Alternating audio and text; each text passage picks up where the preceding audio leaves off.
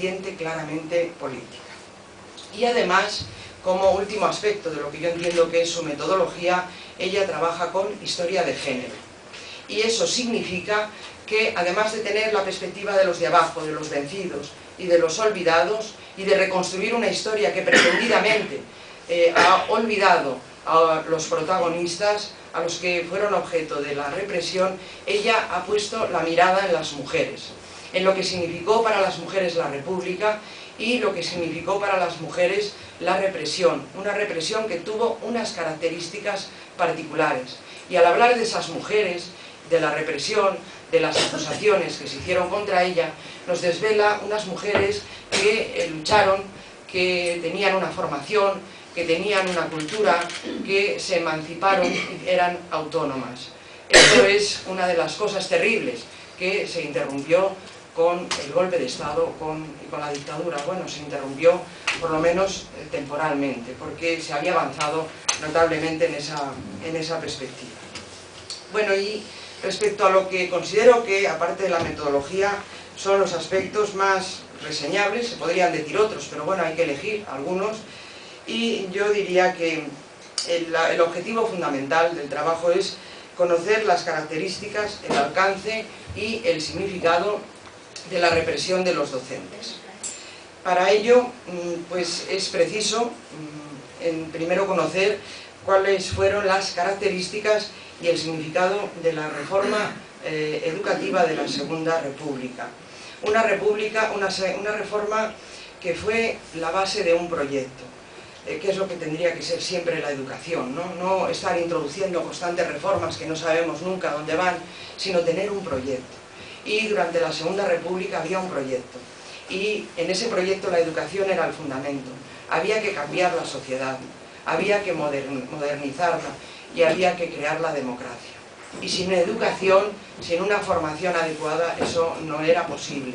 Entonces lo que nos presenta es, primero, toda esa perspectiva general, pero tiene el aliciente, el interés de que todo eso que es general lo concreta, lo traslada a nuestra ciudad. Y ahí nos habla de qué reformas, de cómo, de qué centros, de cuáles se crearon, de cómo eran los centros, porque ella habla de 151 escuelas nuevas creadas porque en el momento en que se le quitó a la Iglesia,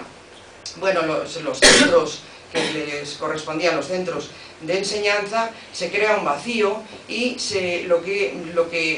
la reacción fue crear nuevas escuelas para alojar a todos los estudiantes, a todos esos alumnos que se quedaban sin centros. No buscaron subvenciones, no intentaron solucionar, dejar en manos de la Iglesia con subvenciones del Estado, como sucedió después la enseñanza, sino que lo que hicieron fue apartar a la Iglesia y crear centros que además estaban pensados para una formación integral de los niños o de los jóvenes. Se pensaba en todo. Recuerdo que me enseñaba, ¿no?, cuando hemos preparado un taller de memoria histórica, y me enseñaba las normativas que ya había visto en la documentación del ayuntamiento, y era impresionante el interés que tenían por la educación, por los niños, por llevarlos a las colonias, porque tuvieran despensa, porque hicieran deporte y sobre todo por crear un nuevo modelo educativo, por formar a los docentes y además con las nuevas corrientes, las innovaciones que se estaban haciendo pedagógicas en Europa. El proyecto quizás fue uno de los aspectos más significativos de la Segunda República. Bueno, entendiendo y valorando, dándonos a conocer lo que significaba todo eso en nuestra ciudad, con nombres propios, con lugares, con centros, pues podemos entender mucho mejor lo que luego es el fundamento de su trabajo. Lo que significó y cómo se llevó a cabo, el método y lo que significó la represión de los docentes. Porque, como señala ella, fue el medio para desmantelar la obra educativa de la Segunda República y construir paralelamente el edificio nacional católico, que sería la base ideológica del franquismo. Son dos momentos que aparecen magníficamente reflejados en la obra, uno con luz, con esperanza, con cambios y, cómo no, con tensiones, porque no se olvida de hablarnos de todas las tensiones políticas, ideológicas que existían en los centros de enseñanza, sobre todo en la secundaria y en la universidad, porque había proyectos políticos diferentes, como luego se vio muy bien. El otro, también con sus palabras, El otro momento que refleja la obra ya tiene otro color, es rojo, pero no es el rojo de los rojos que se llamaba a la gente de izquierda, sino es el rojo de la sangre, de los centenares de muertos asesinados, y el azul oscuro, casi negro, que perduró durante tanto tiempo en nuestra enseñanza. La Iglesia, que había sido desplazada de la enseñanza, pues va a recuperar un protagonismo impresionante, más casi que el que había ostentado antes, y las aulas van a estar presididas, como señala ella, por la bandera y el crucifijo, y con una educación que tenía como eje la patria y la religión. Por la edad, así yo creo que todos podemos recordar muy bien cómo era esa educación, cómo eran esos centros, qué himnos cantaban y qué banderas veíamos, ¿no? Y bueno, en cuanto a la estructura de la obra, ya no me voy a alargar mucho más, ella hace siempre ese planteamiento general para luego ilustrarlo, contrastarlo con la realidad tanto de la ciudad de Valladolid como de la provincia. Y todo ese estudio sobre la represión de los docentes, que tiene vertientes distintas. Por un lado, la represión física, la represión que supone el encarcelamiento, el asesinato, a veces las dos cosas, y la represión administrativa, que se va a llevar a cabo a través de todo el proceso de depuración, y que ella nos explica magníficamente, perfectamente a lo largo de la obra. Bueno, todo eso lleva, cuando uno lee una obra no puede ser consciente del ingente trabajo que supone de recuperación, de búsqueda y recopilación de fuentes, de ordenarlo, de hacer todo el proceso sistemático, y que eso sea la base para lo que realmente es su libro, que es hacer un análisis y una interpretación del tema con las fuentes que ha manejado.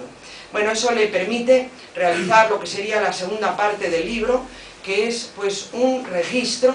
exhaustivo de todos los docentes represaliados, tanto de la ciudad como de la provincia.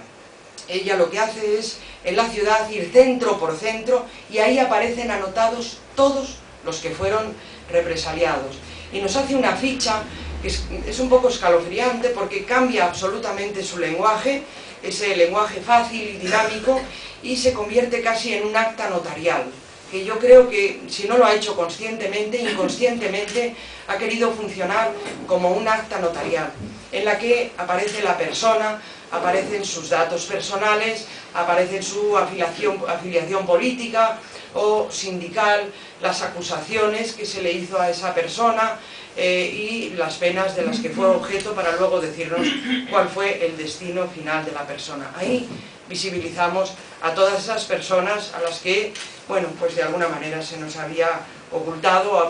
se había pretendido que olvidáramos. Hay una parte que es muy significativa en cuanto a su aportación, porque no había datos, muy pocos datos, de la represión física, y ella lo que ha hecho es ir a buscar registros de los cementerios o expedientes de los consejos de guerra, y ha aportado pues los nombres de las personas que fueron objeto de la represión física, y en muchos casos del asesinato. A partir de ahí hace una valoración tanto cuantitativa como cualitativa de la represión. Sabemos por qué en unos centros hubo más represión que en otros, si la represión afectó más a las mujeres que a los hombres, y se puede hacer estudios comparativos, o realiza estudios comparativos con un aparato crítico, es decir, con un estudio de la bibliografía también impresionante. Y en la última parte aparecen unos anexos con todos los resultados de la depuración. También es un trabajo ingente, porque aparecen todos, en la ciudad aparecen los nombres de todos los docentes represaliados por centros, y los porcentajes de los que pudieron volver a su puesto de trabajo. Y en los pueblos lo que hace es que aparezcan todos los nombres, tanto de los que fueron confirmados en su puesto como de los que fueron represaliados. Y yo, como balance final, solo me resta decir que es una contribución importantísima, yo creo, al campo de la historiografía, al conocimiento del tema de la represión de los docentes, tanto desde el punto de vista cuantitativo como cualitativo, a través de un estudio que cubre la ciudad y la provincia y todos los niveles educativos. Se habían hecho trabajos parciales